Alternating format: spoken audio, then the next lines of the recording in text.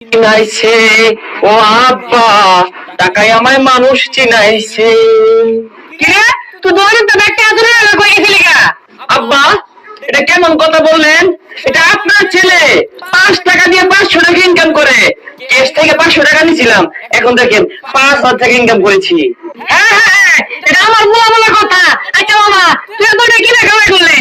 আরে আব্বা, IPL cricket খেলা চলতেছে না, দেখবি খেলতেছে। আমি আর বই তখন কে তোর মাঠও খেলছি না, মোবাইলও খেলছি। কি কর তোলে না? তাহলে দোকান করে লাভ কি? বাপ পুলে খেলে দোকান তো বানাইলো। আব্বা, ইমেলে কই দেবেন চোর, দেখতে লোর, দেখতে হাইবে তোরবাম, ডাবলই আইবো। তাহলে মোটা তরি বুয়া রসকে। আরে চলে। ও আব্বা, হাইরে টের গেলাম। ও ভাই রে ভাই, গরু বেচার টাকা নাই, আমি না কৃষি গাইছে, এক সেকেন্ড সব গেছে।